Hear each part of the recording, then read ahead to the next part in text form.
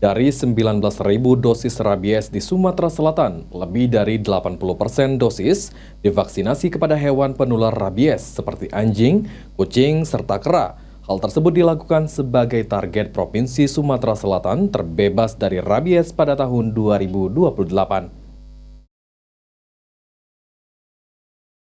Pemerintah Provinsi Sumatera Selatan melalui Dinas Ketahanan Pangan dan Peternakan telah menyiapkan 19.000 dosis vaksinasi untuk hewan penular rabies seperti anjing, kucing, dan kera. Hingga saat ini dari total vaksinasi tersebut, 80% sudah diberikan kepada hewan penular rabies. Ruzwan Effendi, Kepala Dinas Ketahanan Pangan dan Peternakan Provinsi Sumatera Selatan mengatakan, tarif vaksinasi yang terus digencarkan cukup efektif untuk mengendalikan kasus rabies di Sumatera Selatan dan ditargetkan Sumatera Selatan bebas rabies pada tahun 2028.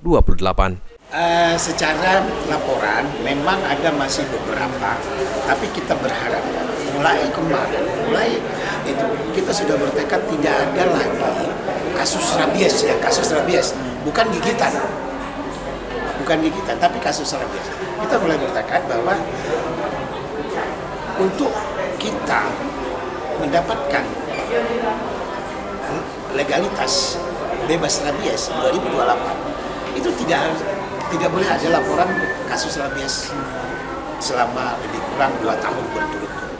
Ditambahkan Ruzwan, untuk mencapai Sumatera Selatan bebas rabies pada tahun 2028 harus terbebas dari laporan kasus rabies selama 2 tahun berturut-turut. Eki Saputra, PAL TV.